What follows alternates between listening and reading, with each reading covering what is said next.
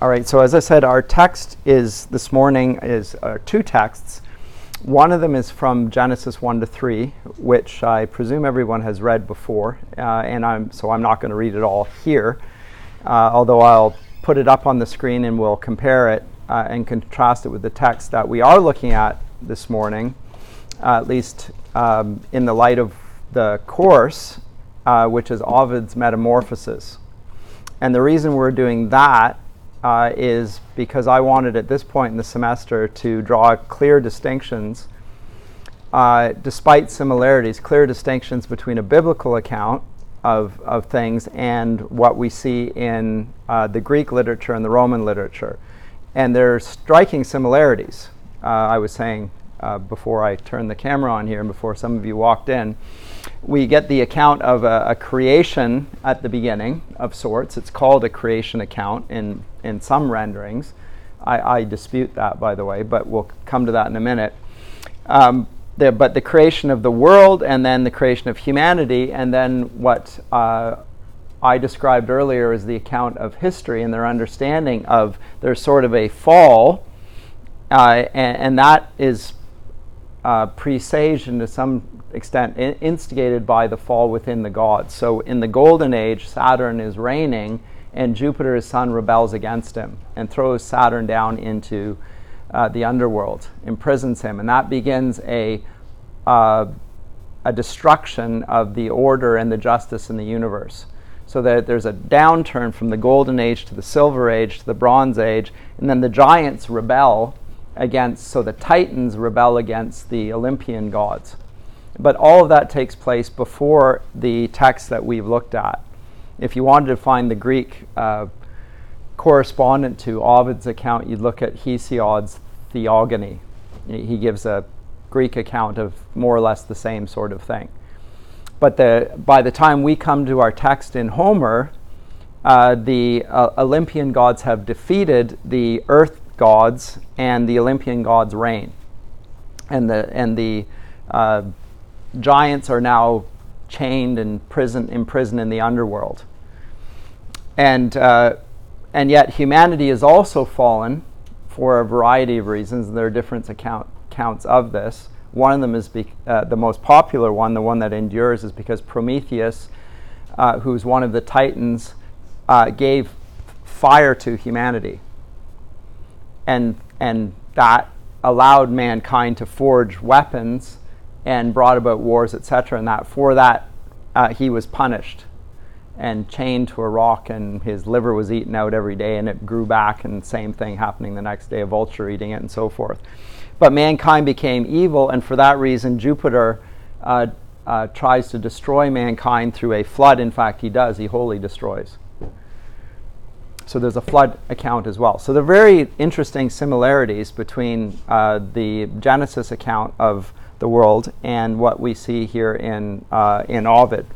But I'll come to this, and why don't we look at that? And I want to look at the differences, and I will compare the two texts. I have both of them here on the screen behind me. Feel free to ask questions at this point, but I'm going to read Ovid's account here, at least the very beginning here, up till the creation of humanity in verse 88. So let's see if we can see this on the screen. I'll try and make it larger. Is that legible to you at the back there? Okay. Actually, do you want to kill the lights there just for the front? Thank you. Okay. So I want to speak about bodies changed into new forms. You, gods, since you are the ones who alter these, and all other things, inspire my attempt and spin out a continuous thread of words from the world's first origins to my own time. Before there was earth or sea or the sky that covers everything, nature appeared the same throughout the whole world. What we call chaos, a raw, confused mass, nothing but inert matter, badly combined, discordant atoms of things, confused in the one place. There was no Titan yet, shining his light on the world, or waxing Phoebe, renewing her white horns, or the earth hovering in surrounding air balanced by her own weight, or watery Amphitrite, stretching out her arms along the vast shores of the world. Though there was land and sea and air, it was unstable land, unswimmable water, air needing light. Nothing retained its shape. One thing obstructed another, because in the one body cold fought with heat, moist with dry, soft with hard, and weight with weightless things. This conflict was ended by a God and a greater order of nature, since he split off the earth from the sky and the sea from the land, and divided the transparent heavens from the dense air. When he had disentangled the elements and freed them from the obscure mass, he fixed them in separate spaces in harmonious peace. The weightless fire that forms the heavens darted upward to make its home in the furthest heights. Next came air in lightness and place. Earth, heavier than either of these, drew down the largest elements and was compressed by its own weight. The surrounding water took up the last space and enclosed the solid world. When whichever God it was had ordered and divided the mass and collected it into separate parts, he first gathered the earth into a great ball so that it was uniform on all sides.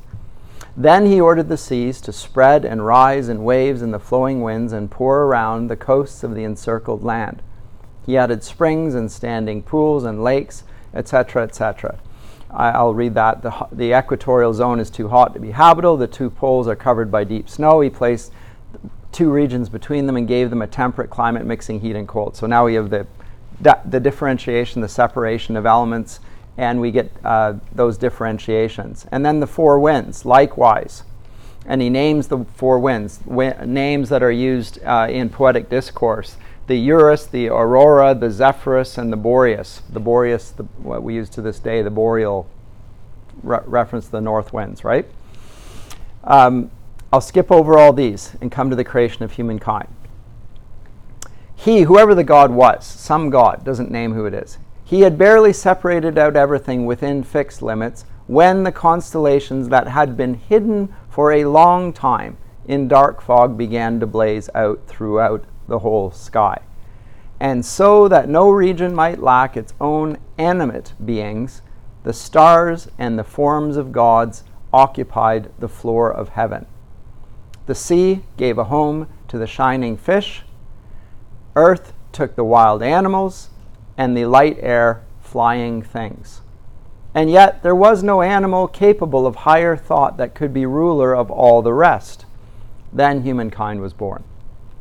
Either the Creator God, source of a better world, seeded it from the divine, or the newborn earth, just drawn from the highest heavens, still contained fragments related to the skies, so that Prometheus, blending them with streams of rain, molded them into an image of the all-controlling gods. While other animals looked downwards at the ground, he gave human beings an upturned aspect, commanding them to look towards the skies and upright, raise their face to the stars. So the earth, that had been, a moment ago, uncarved and imageless, changed and assumed the unknown shapes of human beings. Okay, so that is, I skipped over a bit of it, but largely for the sake of time. You can go back and look at it, and I would encourage you to have a look at what happens then in the Golden Age and so forth.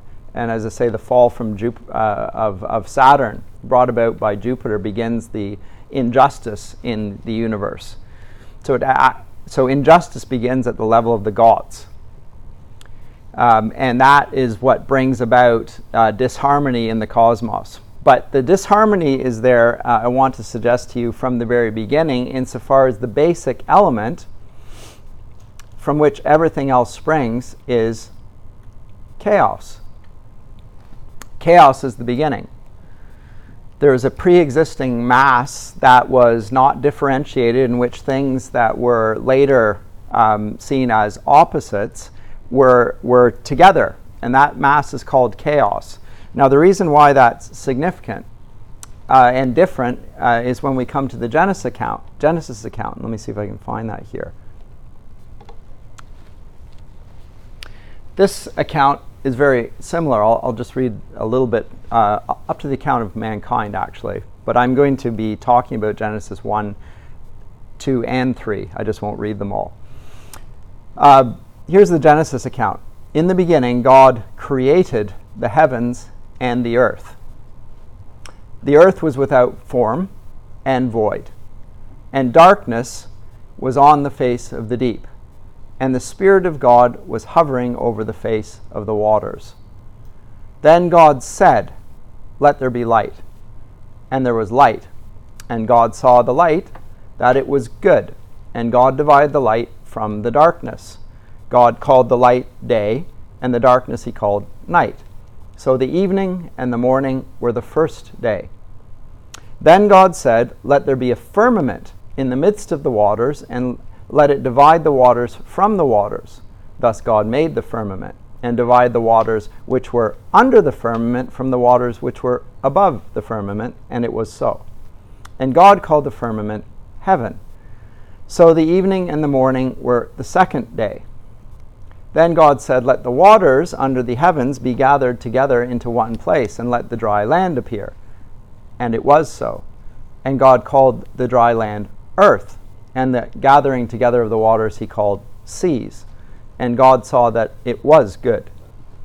Then God said, "Let the earth bring forth grass." And I'll skip over these. And then there's the third day. And then there's the lights and the firmament of the heavens for seasons.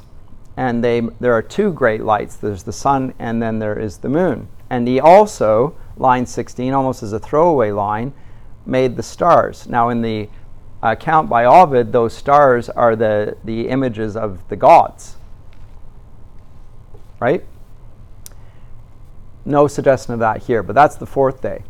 Then God said, "Let the waters abound with an abundance of living creatures, and let the birds fly above the earth across the face of the firmament of the heavens." So God created great sea creatures and every living thing that moves, with which the waters abounded, according to their kind, and every winged bird according to its kind. And God saw that it was good.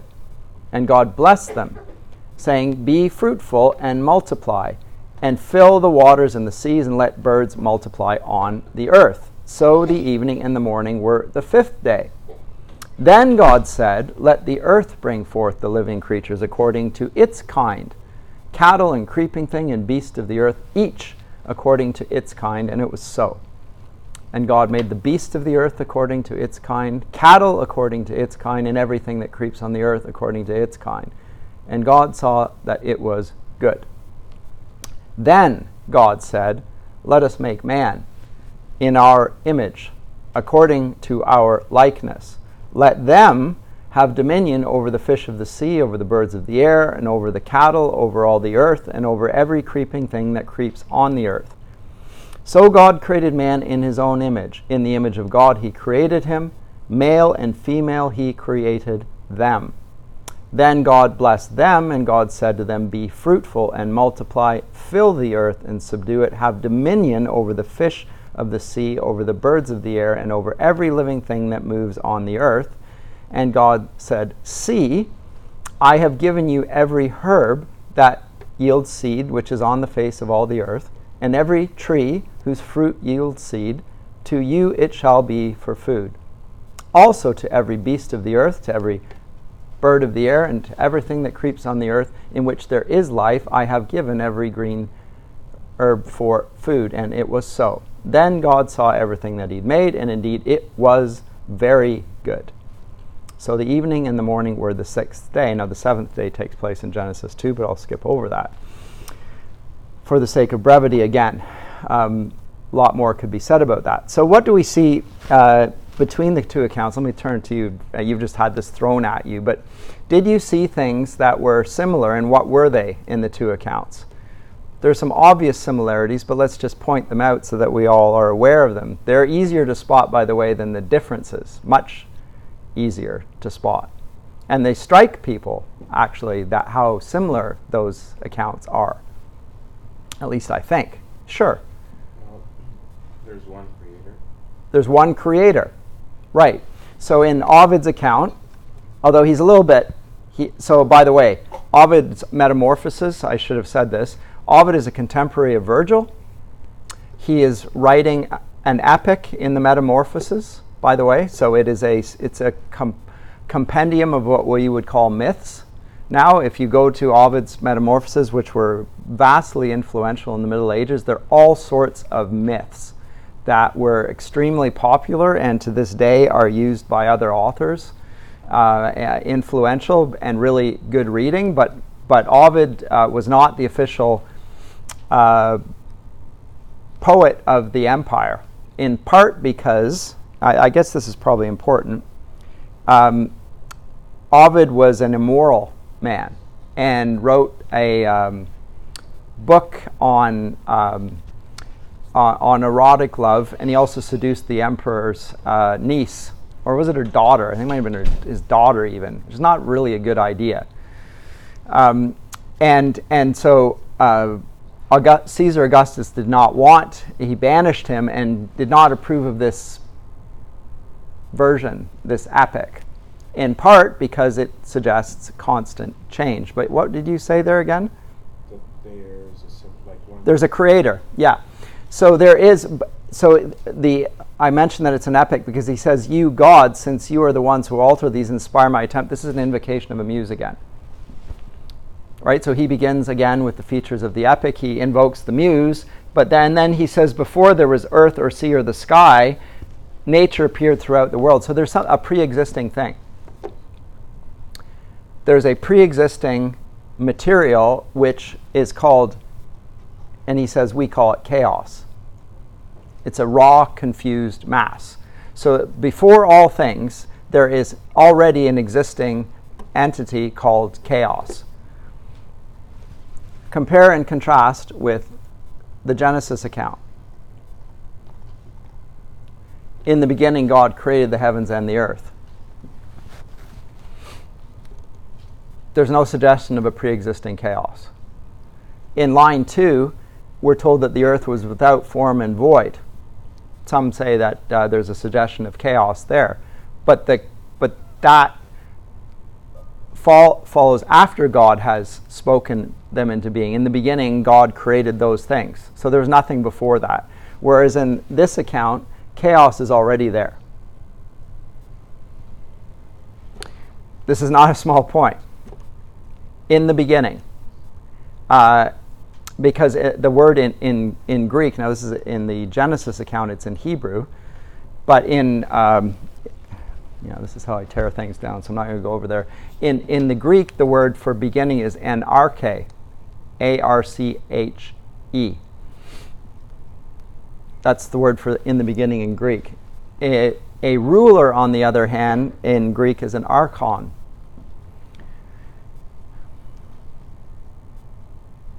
A ruling and beginning is part of, and Genesis is often called the book of beginnings. So this is the beginning, and the account is radically different insofar as the Genesis accounts suggest that God exists prior to anything that we observe in the created order.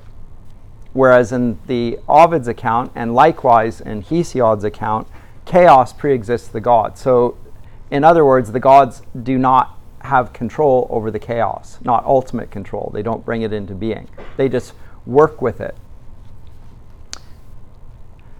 That has another implication, by the way, but this is you have a good point. So a God does this, but when he says that God did this, he said it was ended by a God and a greater order of nature.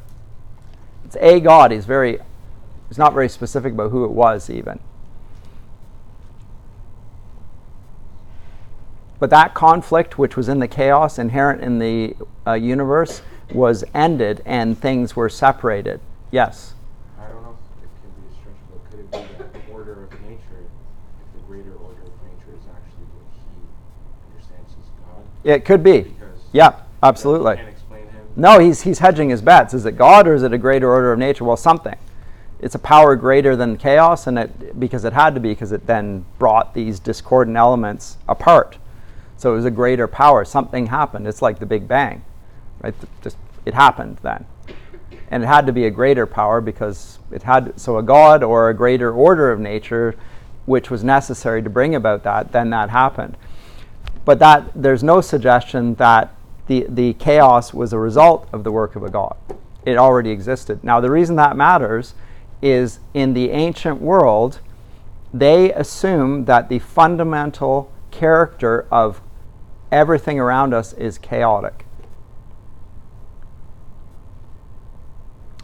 And when it's left to its own devices, it goes to chaos.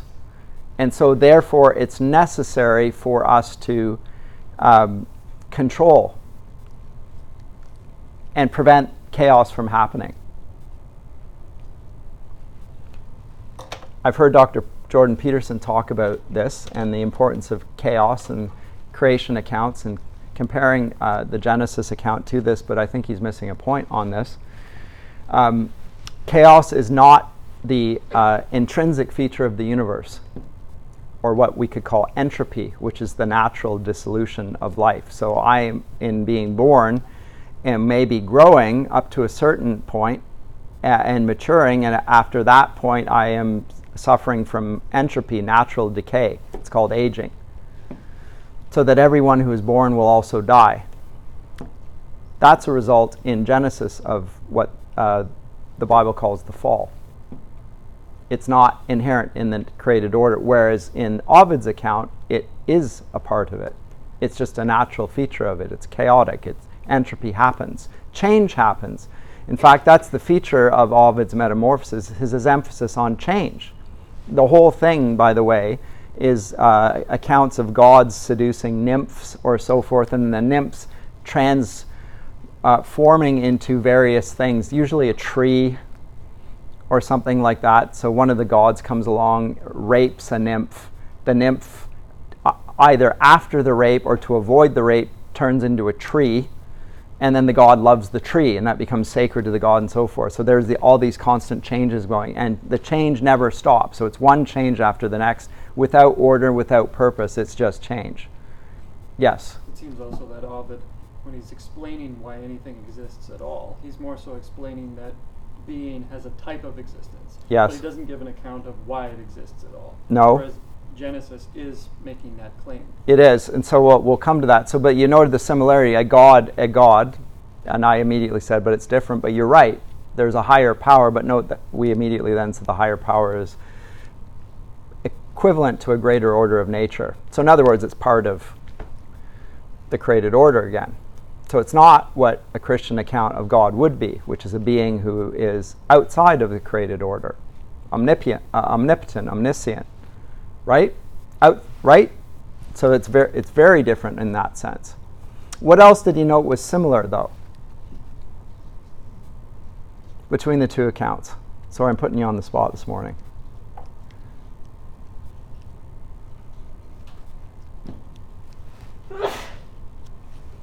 Yes? There was an account, sir. I'm not sure if I understood the details of it's it. okay. It was like when it talks about the separation of like the sea or something, like kind of like Genesis with the Yes.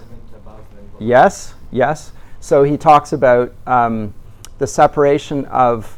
Now he does it in accordance with the Greek understanding of the four elements. So he talks about the fire, the air, the earth, and the water. The earth, air, fire, and water, the four elements. And above all those, there's the ether as well.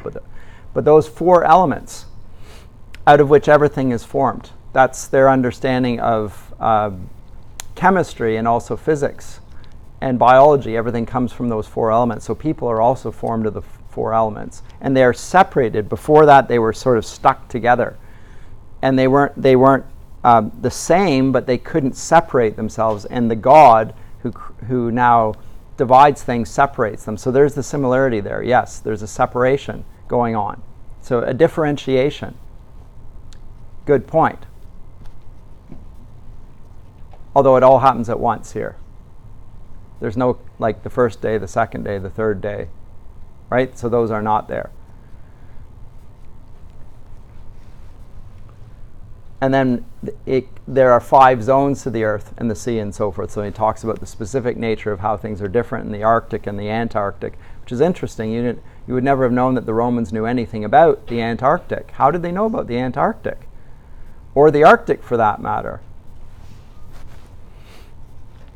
I find that fascinating. How on earth did they know about the Antarctic? You might say Arctic, okay, you go up through Europe and go north and it gets colder up in Scandinavia and so forth. But how on earth did they know that it's at the other end of the earth?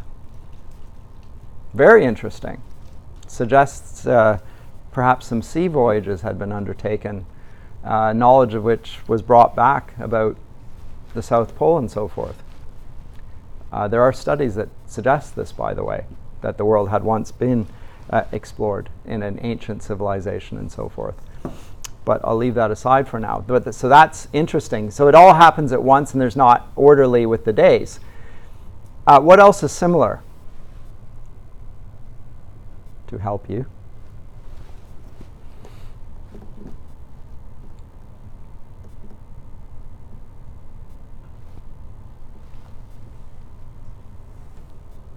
Sure.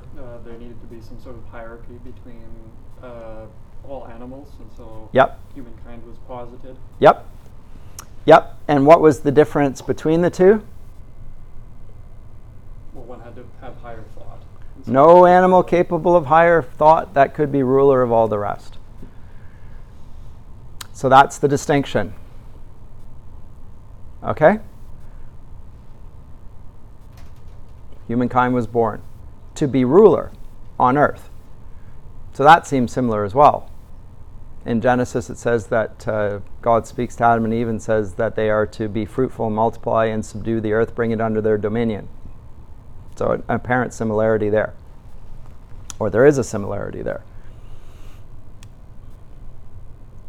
And then Prometheus does it. But Prometheus, as we're going to find out later on, is punished by as I said, by the sky gods, by Jupiter or Zeus, for creating mankind, and by stealing fire from the gods. He's going to be punished for this, but that's the one who created humanity. The figure who did this gets punished for doing that very thing. Now, in this account, there's all of those elements aren't there, but what is this saying about human nature then, to some degree? Sure. If Prometheus, who rebels against the gods and is punished for it, created humanity, what's humanity's relation to the gods? They're rebels. They might rule by means of the reason, but there's a hostility towards the sky gods in some ways. Something there. I don't want to overstate it, but there's a tension there. It wasn't created by the Olympian gods. It was created by Prometheus. Something of that. They're born of the earth. Right? So that tension is there. Now, if you then compare that to the Genesis account, so here we can start to observe differences. And there are many. So the first, as I said, and the most important one, it really is the most important one, is the very first line in the beginning. God created the heavens and the earth. No, he created the heavens as well. So although God in Scripture is often posited as being residing in heaven, he created the heavens. It didn't pre-exist. So before there was anything else, God existed.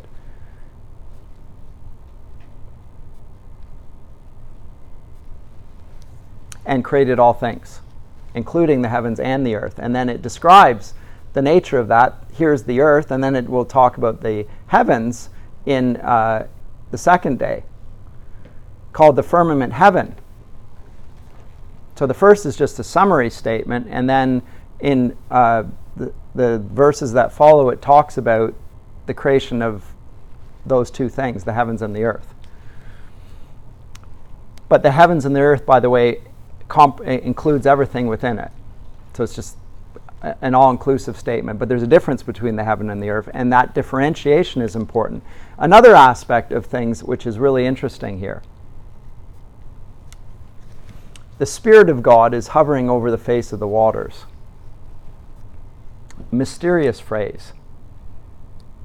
Highly mysterious phrase.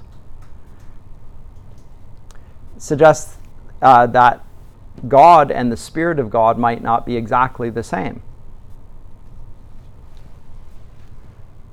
Further support for that, in the account of mankind, he says, "Let us make man in our image." Suggests a plurality in the Godhead.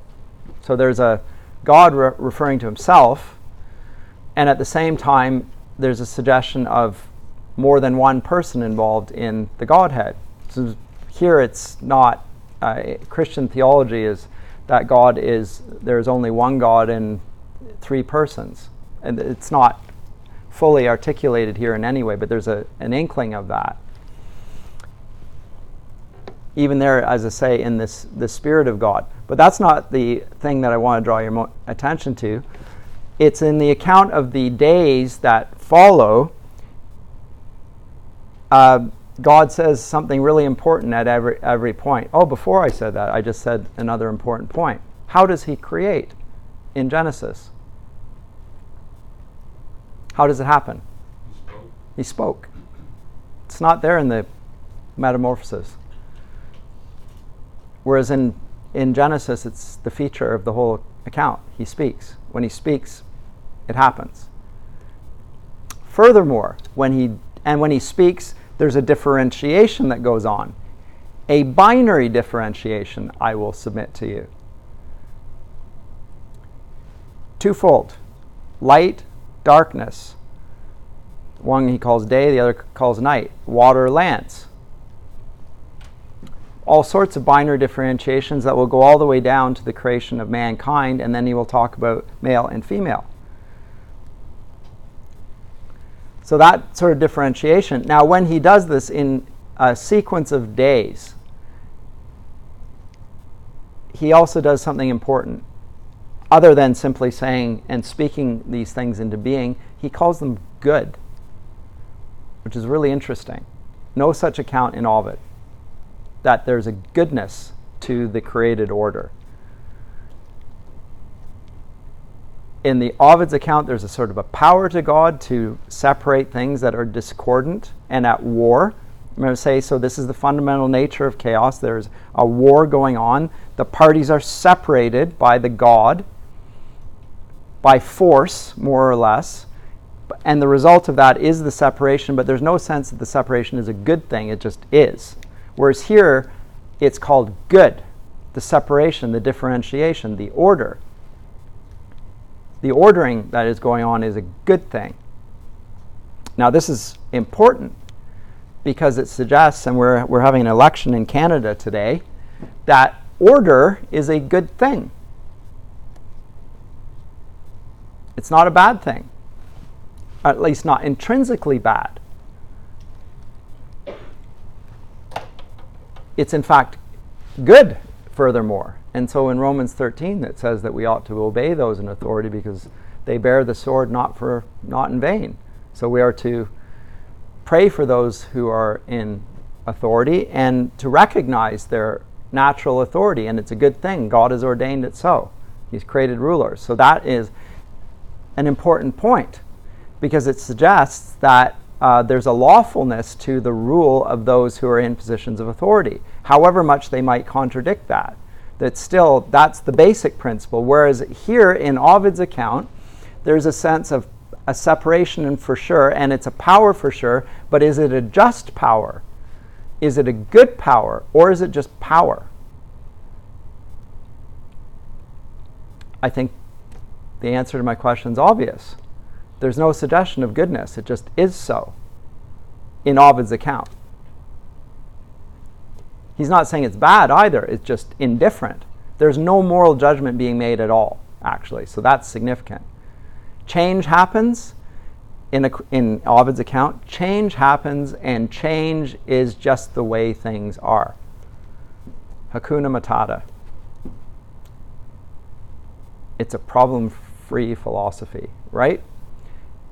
It just happens, right? The endless cycle of change happens, And that's the way things are. It's not good, it's not bad, it just happens. And that's the way it is. It's the circle of life, if you will. No. That's Ovid's account. There's no moral judgment predicate. So the change isn't a bad thing either. It's also not a good thing. It just is.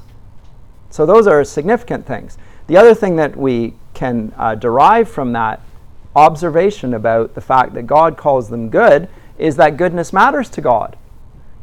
And that he himself recognizes a moral order which is intrinsic to the created order.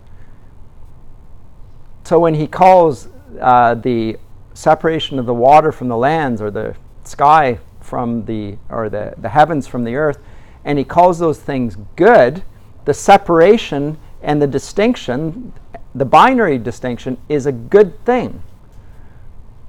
And therefore ought not to be confused and ought not to be conflated. And to do so would be not just a change, it would be a bad thing. I'm drawing a inference from this. That inference is not speculation on my part. If you look at the book of Leviticus, where the holiness code is revealed, it talks about this explicitly in great detail. How things are not to be mixed, confused, conflated. Men aren't supposed to dress like women, or vice versa. All the way down to really strange things like fabrics not being sewn together. Don't mix these two things. And there's a holiness code being put out there. So, and that's a reflection of this differentiation here, I submit to you. Right? So there's an order, a differentiation, a binary opposition, and God calls that good. So these things are not to be mixed. Just an implication from that.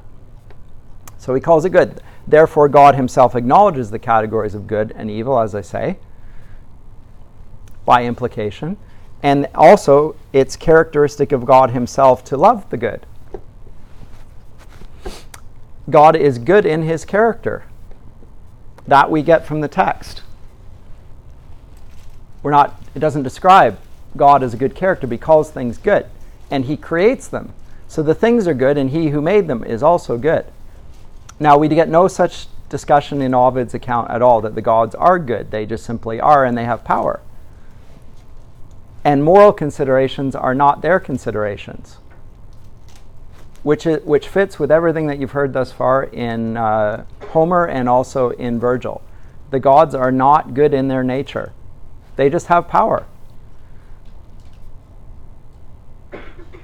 They exist, they are to be recognized. You better watch out, you better do so, but it's not because they're good.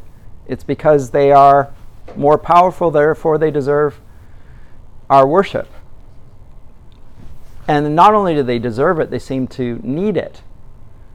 If you look at Homer and you look at Virgil, the two texts that we've taken, and I guess you could say the same with Sophocles' Oedipus the King, the gods seem to take delight in worship, and they need it.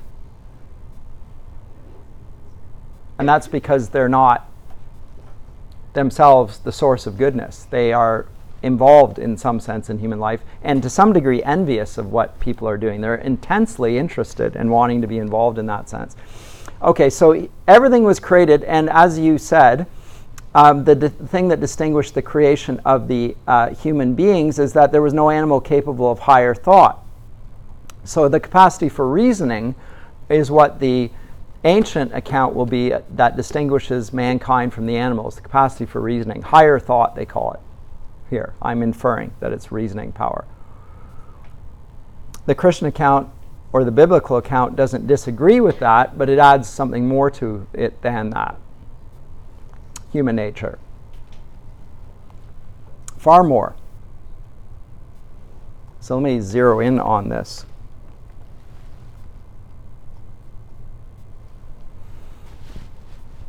Once again, then God said, and it's a refrain, by the way. Then God said, and he said, and then there's the evening and morning, the first and the second day and the sixth.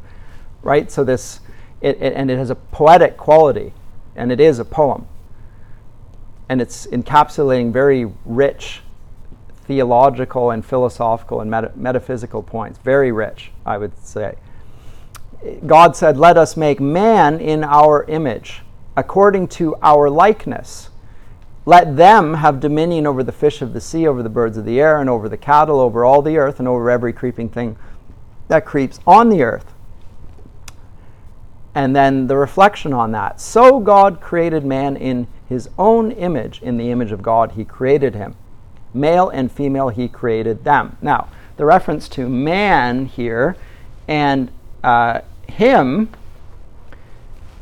clearly refers to male and female, by the way. So the man being used here is used in a generic sense.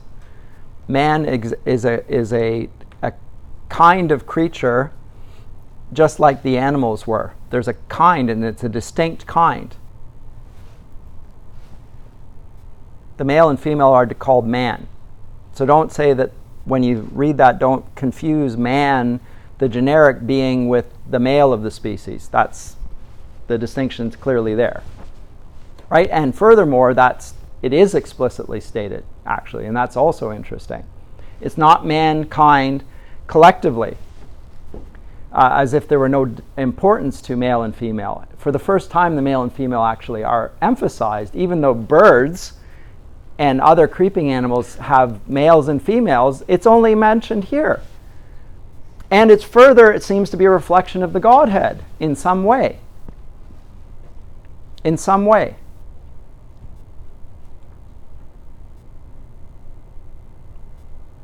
That means that their sexual nature, their maleness or their femaleness, is an essential part of their human nature. So they're similar, male and female, insofar as each of them is part of that generic category of man, but their sexual differentiation is also an intrinsic part of their human nature and not to be blotted out. There's a unity and there's a diversity. And they seem to coexist. In the same way that when God speaks and there's one God, he says, let us. There's a diversity there within God himself as well. So the two together bear the image of God. And that's very interesting. They each separately bear the image of God, but the two together in some ways reflect that. And one of the ways in which they do so is that the two together will then be procreative. In fact, they're commanded to do so.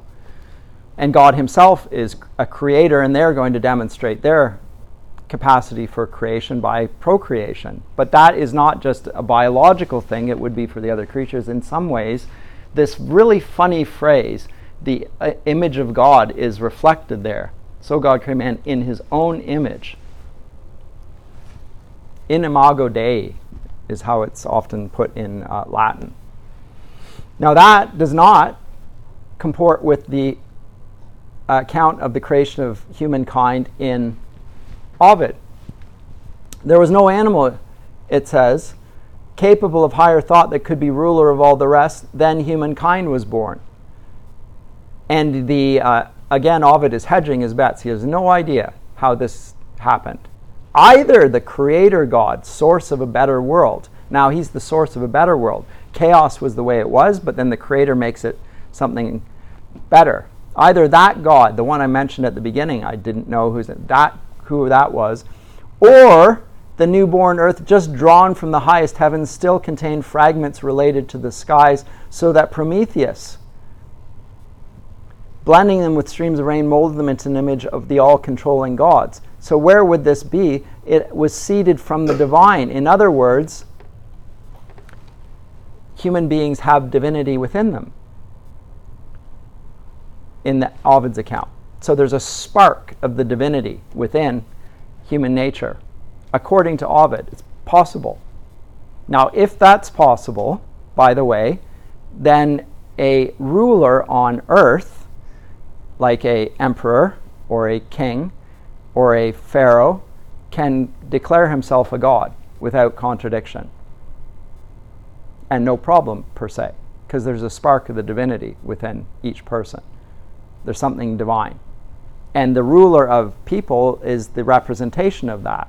So there's a claim to deity, which we see repeatedly made in ancient historical and cultural texts. And in fact, Augustus Caesar himself claims divinity based on this understanding. But that is not the case in the Genesis text.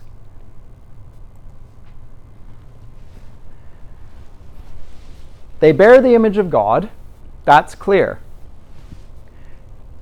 But he also commands them, and there's no sense that they are God, and they're not scooped out of God, furthermore, and they're not scooped from the air, from the heavens. They're taken from the earth, we'll see in Genesis 2.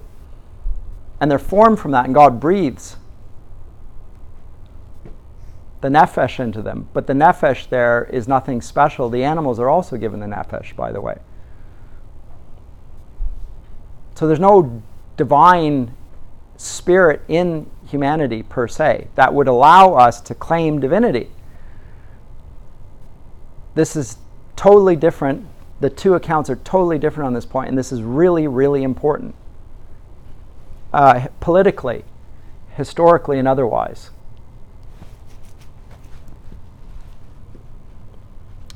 Because if people can claim to be God, then they can also claim that they can circumvent original sin, which we will see an account of in a minute in the Genesis account.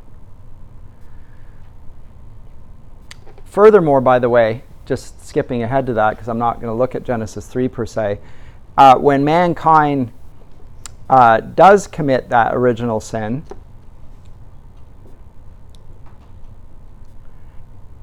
if the created, if the divine was in the human beings, the divine would be implicated in the fall. Not just human beings would fall, but God himself would be implicated because something of the divine would be involved in the fallenness. Therefore, there would be no possibility of redemption because there would be nobody who is holy enough to undo the account of the fall. So this is theologically important. It's also a clear distinction in the text, right? So mankind here, we are not gods. The idea of divinizing is antithetical to what is being stated here in Genesis. So it is important stuff. But he calls them and he speaks to them. Oh, and furthermore, another feature, and this is also interesting, and you wouldn't notice this in the text. It took me years to see it, and in fact, I didn't see it. Somebody pointed it out to me. And I thought, this is really interesting. God speaks everything into being, including the animals. And by the way, the animals are created on the sixth day, the land creatures. Right? Fifth day. And now the creeping things come along. And mankind as well. They're all on the sixth day. So the land, creeping animals, and mankind are both created on the sixth day. Now, an evolutionist account would talk about the compatibility of that. But note the difference here as well. I actually think that it's not compatible with an evolutionary account at all. In fact, evolution is the ancient world view that Ovid presents of change. Change without any moral categories being applied to it. That's not the case here. But here's the difference. God speaks the animals into being, but he only speaks to Adam and Eve. In other words, so if you have a dog or a cat, you speak to your dog or your cat. Maybe you speak to your fish if you have them as well. But it's easier with a dog or a cat because they wag their tails or whatever. So you can speak to them and but here it's a little bit different. He doesn't speak to the animals, first of all, not because he doesn't care about them. He calls them good. He creates them, and he's good. So there's a sense of loving action here because it's not out of need on God's part. It's just simply to do something good. But to mankind, he speaks directly to them. Verse 28 actually, first of all. He blessed them. Did he bless the other creatures before this? No. So he blesses them first. And then he says to them, be fruitful and multiply. Now what form of the verb is this? It's the imperative. You don't do grammar anymore. He's commanding them. So they're under his authority, but he's also commanding, and he's also speaking to them. Now, to speak to someone, if I speak to you and you don't answer me, which my children do sometimes, I'm upset with them for not answering me. If it was my animal, my cat, I wouldn't expect it to answer to me because it can't answer me, because it can't understand what I'm saying. My children do understand when I'm calling to them. They just choose to ignore me. And then I'm upset with them because I expect them to be able to respond. And that's the point here. He creates mankind to be able to respond to him and thereby to be responsible. They are able to respond and they are therefore responsible. In what sense? Morally. So there's a hierarchy. God remains God. He remains good. He remains ruler over all things, including them. He's outside the created order. They are not gods themselves. He commands them, and his commands are good and for their blessing, and they are able to understand that. So they are accountable to him. There's a sense of moral responsibility, which also then includes a sense of justice. Clear sense of justice, and it's not mixed. It didn't begin in chaos. It's genuinely just. It's not social justice. It's not what a group decided was going to be just. It's what is just. Because God himself is just. And so he commands them, be fruitful and multiply, fill the earth and subdue it, have dominion over the fish of the sea, over the birds of the air, and over every living thing that moves on the earth. Okay, so first command is to do something which I'm going to spend a little bit of time on here now, which is to make what is called here Eden in Genesis 2. They'll talk about the Garden of Eden.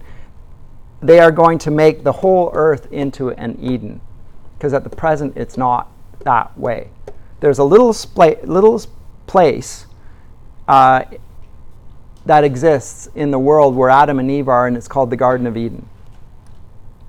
Right? That's a little place. But they are to do what? They are to exercise dominion over it, and they are to work.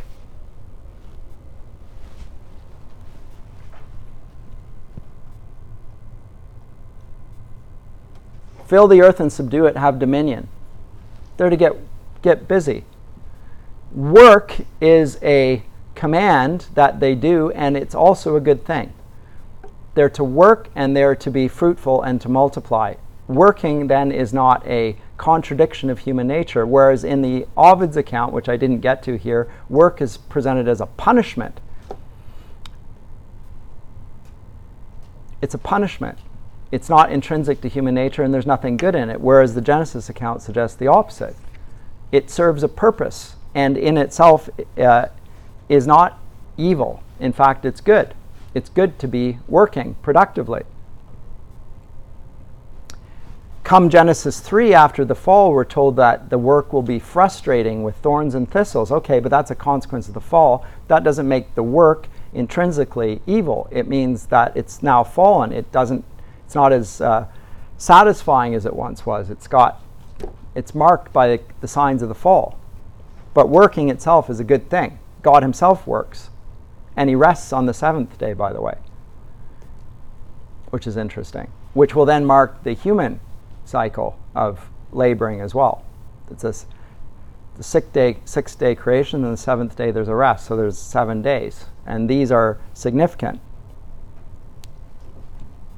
All of those things I draw, I think, immediately from the text, and there are significant differences in the two texts. And I wanted to say that because I think it's really, really important, theologically speaking, but just also to give you a sense of when we are going to come very soon to the account of the Christian era. We're moving to those texts now. And the assumptions, the presuppositions of a Christian world are very, very different from that of their forebears.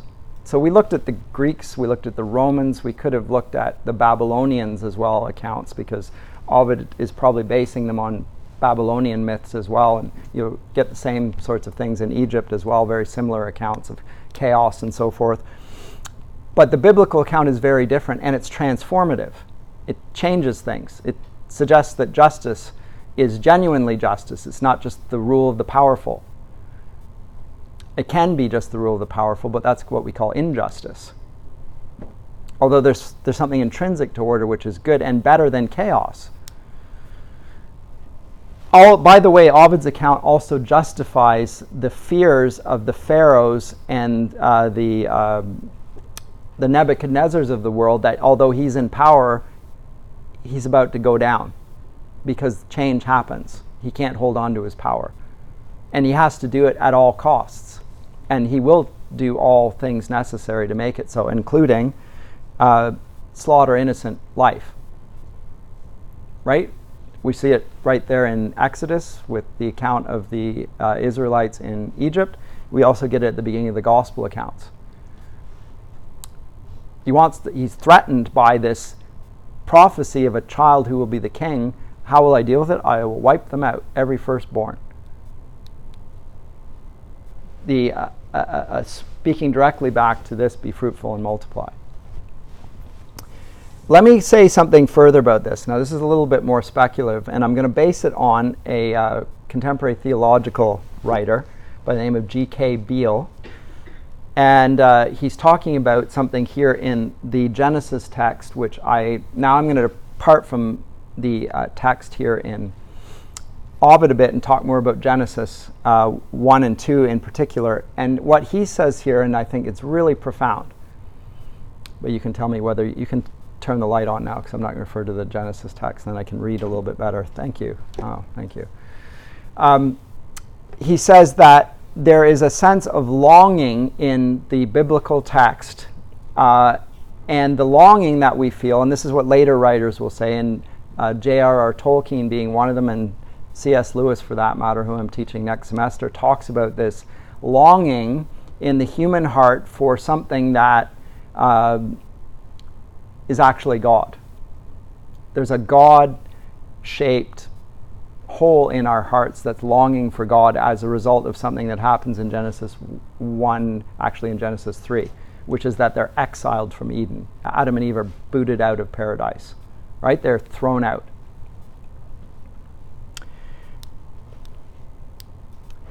And he will say, and I find it persuasive myself from experience, but even from the textual accounts as well, that we have this sense of exile, the sense that the world is not satisfying, but we look for satisfaction in the world and we're continually frustrated by it. And what we're frustrated by is exile from God, but not just God, but Eden. Because they get thrown out of Eden. So I'm going to read significant sections of his first chapter. It's called God Dwells Amongst Us as well, but I'll just read little excerpts from it, and you see what you make of it. He says that God made us for himself as his image is in what he calls the garden temple. Now the Garden of Eden he sees, just to give you a sense, he sees this temple, this place called Eden, as a picture of the temple which later is presented to the Israelites. Remember the temple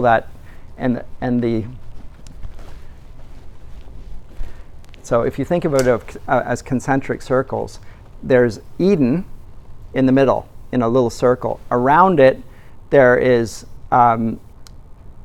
the world as a whole, and then there's the wilderness surrounding that. And he will see these three references to places to be represented in the temple as well, and in later accounts throughout the Bible. But I'm going to read a little bit of this. But he says, God made us for himself as his images in the garden temple in Eden. God's presence gives life and purpose in Eden, because he's presented as walking in the garden. God is, right? And they speak to him. You don't believe me. It's not that you don't believe me, but let me demonstrate. And 3.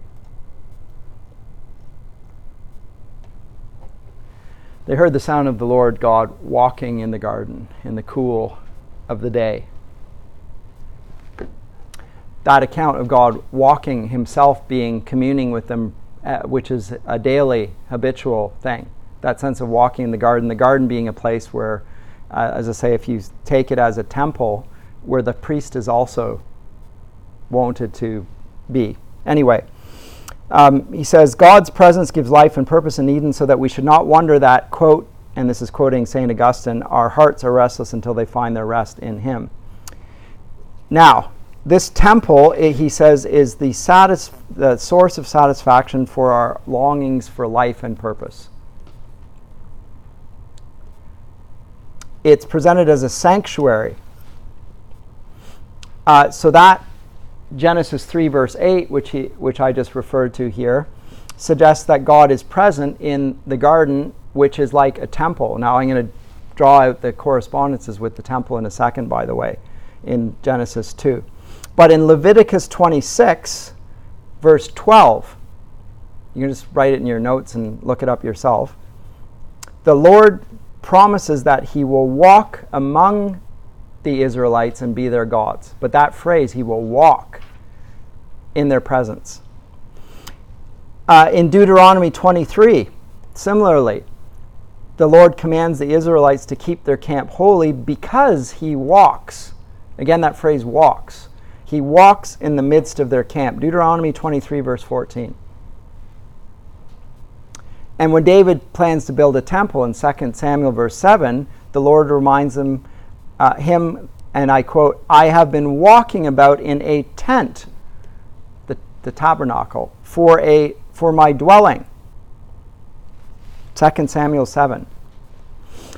And in a similar manner, we see it here. He's walking in the midst of those. So these are places he's walking in the midst of the temple, which he creates, and here he's walking in the midst of the garden. So there's an analogy being drawn, if you're careful of the subtleties of the text, between the Garden of Eden and the temple.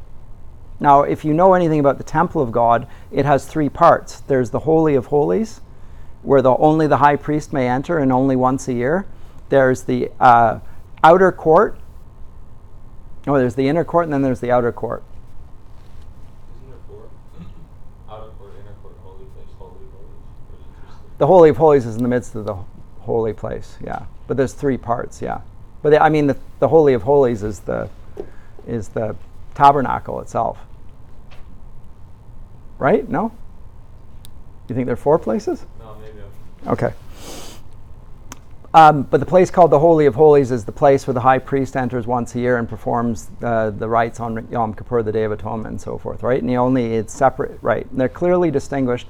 And by the way, the gateway into that comes in from the east. And the Garden of Eden has the gateway coming from the east. So there's the suggestion that Beale makes, which I think has got some substance to it, is that there is an analogy of the garden here by a later writer suggesting that the Garden of Eden is like the temple. And Jesus came in from the east. Not only did he come in from the east, we're told in John 1 verse 14 that the Lord became flesh and dwelt amongst us. In Greek it actually says he tabernacled. He was the temple. And in the book of Hebrews it then talks about the reason why the temple was mandated exactly the way it was is because it was an exact representation of what happened in heaven, which is exactly what's happening in Genesis there. But the longing for, it's not just God, but it's a place in which he dwells. And there are features of that. So I'm going to talk about that here. Ezekiel calls it explicitly a temple. Ezekiel 28 verses 13 and 14. And also 16 and 18. Ezekiel says that it is the garden of God, the holy mountain of God, containing sanctuaries. So look at that for yourself afterwards. Ezekiel 28, 13 to 18, referring to this temple, and both, by the way, the garden and the temple are both a reference to, or the garden and the mountain of God are both a reference to the temple. So you'll read about the mountain of God in various places in Scripture, but it's a reference. It's a metaphor for the temple. And mountain and sanctuaries are references all over the place to the temple. And Ezekiel also speaks in that section I just mentioned, 28:13, of a Adam-like person in Eden wearing bejeweled clothing like a priest. Remember the high priest? He wears this funny garb, but this is God walking in those forms.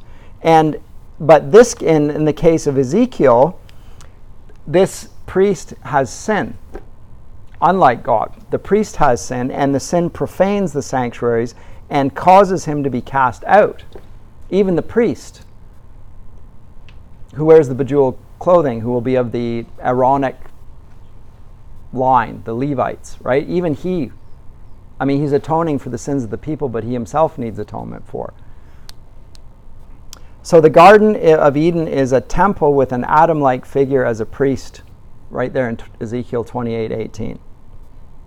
There are other features to this. As I say, the entrance to Eden comes from the east, Genesis 3:24.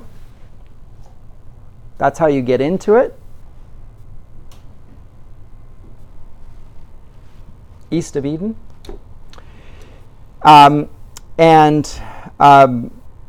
The entrance to the temple is also from the east. So look at Ezekiel 40, verse 6.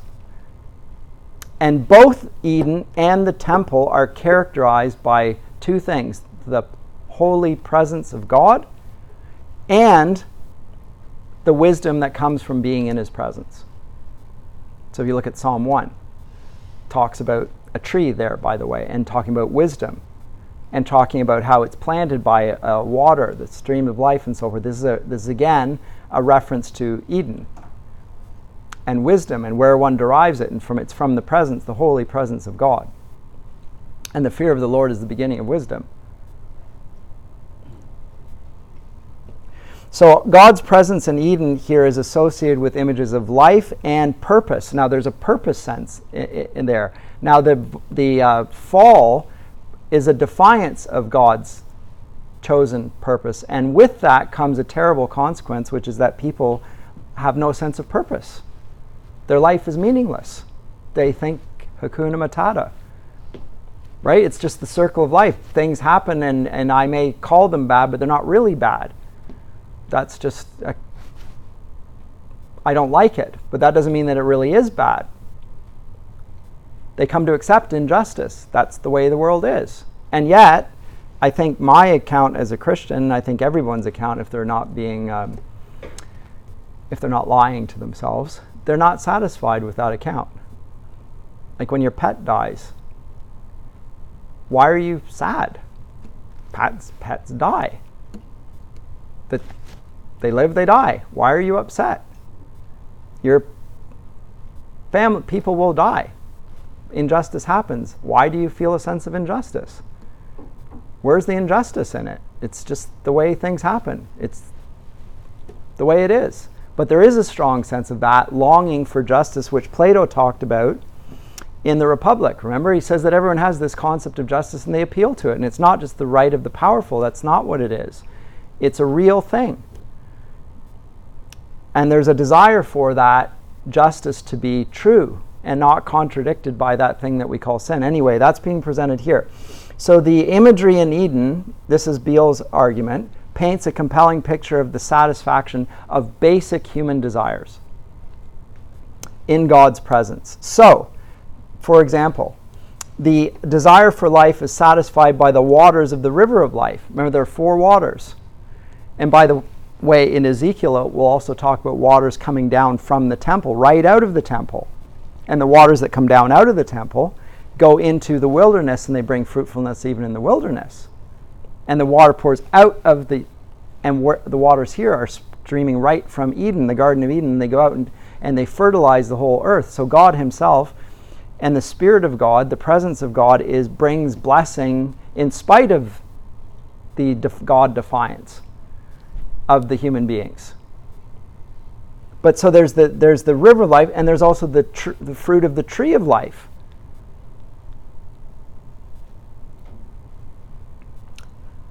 And the need for purpose, which everyone has, or if you don't have a sense of purpose, you are pretty apathetic and depressed. A lot of people are depressed these days.